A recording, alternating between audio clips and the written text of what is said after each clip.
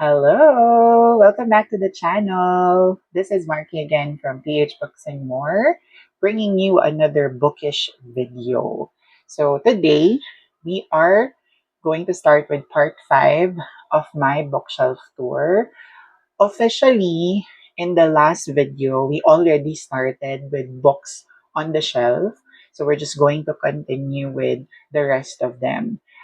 If I'm not mistaken, I have about 12 plastic boxes of different sizes on the shelf. Kaya marami siya. Maraming nasa shelf. Iba't iba yung sizes ng boxes na meron. So, you'll get to see all of these books throughout this series. So, again, this is part 5. If you haven't seen parts 1 to 4, just check it in the channel and balik lang kayo dito sa video na to after. Pero honestly, you can watch it in any order naman. Hindi naman siya dugtunga. Okay. Alright, so the box that we're going to talk about today, I think this is medyo variety of books yung nandito. Mainly because may iba't ibang publishers from this particular box. So, kung hindi ako nagkakamali, I have books from UST Publishing House, merong Mil Flores, may Anvil, and then some independent publishing companies like Balangay, Gadgad Press, and then you also have Paper Cat Books. And I think I have books that are self-published inside this box as well. So yeah, we'll get to them later as I show you the books. So let's go ahead and start and take a look into the books on this particular box. Okay. Start tayo sa mga books from UST Publishing House. So we go with this one. So this is Complete Stories and Tales by Christina Pantoja Hidalgo or si Ma'am Jane. I bought this nung MIBF last September, and this one is a signed copy. So, yay me. I also have these translated works. So from this collection, may mga translated works na separately published. They were all translated by Sir Chuck Terry Pascual, one of my favorite authors. So, tatlong books to. So, you have this one, Sa Bayan ng Nagngangalit na Buwan. There. You also have Mga Kwentong Bayan para sa Gabing Maulan. And the last one, Kundi Man ng Panahong Naiwan. Yes, there. I love these covers. Sobrang colorful nila, but at the same time, very calming. And then also from UST Press, I'll just remove this one. We have Jim Pascual Agustin's Sanga sa Basang Lupa at Iba Pang Kwento. I bought this during the UST Publishing House sale, Paskuhan, kung di ako nagkakamali. So, there. And then we have Homecoming and Other Stories by Irma M. Quizon. And the last one from UST Publishing House is Ferdinand Pasigan Heren's Anim na Sabado ng Beyblade. There's an English translation for this one, pero hindi ko nabili. I think it was available during MIBF, pero hindi ko nabili. So, there. Okay, let's move on to another publisher. We have Mil Flores Publishing. So I have 4 books from the publishing house. So start tayo dito. This is Vital Signs, Philippine Short Stories on Healing. So this is by Doctors Ronnie E. Baticolon and Dr. Marjorie Evasco. So there. Okay. Iwan ko na siya dyan. And then, these are all from Charleston Ong. So first, we have The Arhat Sun, Banyaga, A Song of War. Oops, sorry, nakpan ko yung cover there. Okay. And then we also have White Lady Black Rice. There. And a collection. We have Sojourner, Settler, Seer. So there.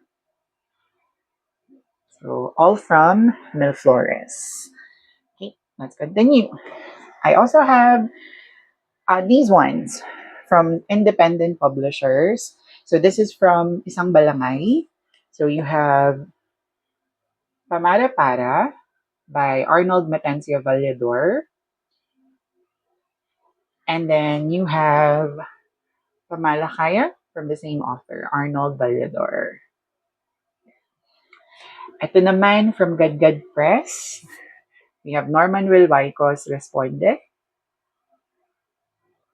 And Kwentong Butsero by J.L. Chua. This one of my favorite reads this year. I have a separate book reaction video. Please check it out. I really enjoyed the short story and short stories rather, and I'm excited to things that are to come from Sir J.L. Chua. So highly recommended. Please read this book. Next one, we have books from Paper Cat Books. So we have Happy Land Ballerino at iba pang mga kwento by Vitana Vivar. Sorry. There. And Kwentong Mangberto by Aaron Teves. Okay, let's continue. Ito yung self-published that I mentioned earlier. I believe they are self-published. Let me just double check.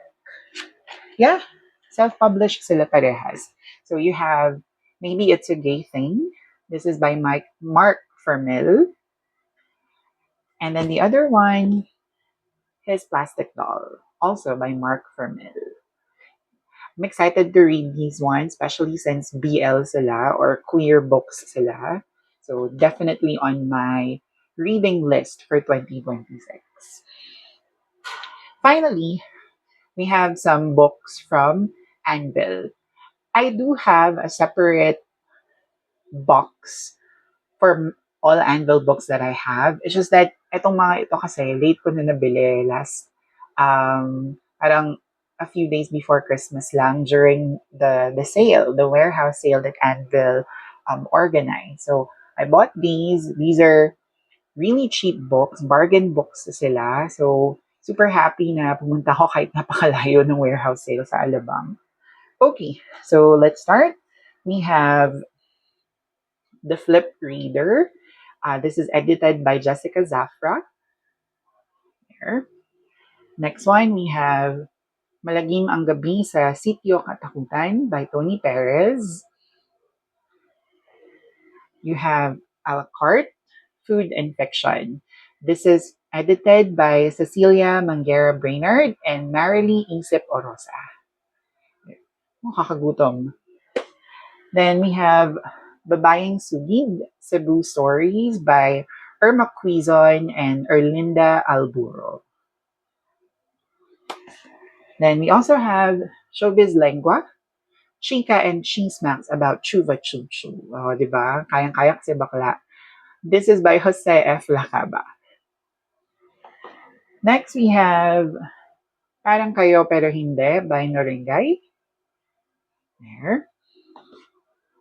We have Personal Space and Other Essays by Chit Roses Santos. Next one is Lina Flor Collected Works, edited and introduced by Soledad S. Reyes. And the last one in this box, we have The Many Ways of Being Muslim, fiction by Muslim Filipinos, edited by Coeli Barry. I know I'm butchering the name, I'm so sorry. Here. Funny story about this one, I found the copy ng librong to sa National Bookstore dito sa Cubao. It was around 600 pesos. Brand new naman siya. So, 600 pesos. Pinag-iisipan ko siyang bilhin. Buti na lang hindi ko pa binili kasi makita ko naman pala siya sa warehouse sale. And this is only 50 pesos. Ang laking discount. So there you have it. Those are all the books inside this box that I have. Um, we have more books to come. So please stay tuned. This is the shortest so far, 10 minutes. So hopefully, nasa ganitong range lang din yung mga susunod pang videos. So stay tuned for the rest of the bookshelf tour. This is Marky again from PH Books and More. I'll see you again in the next video. Bye!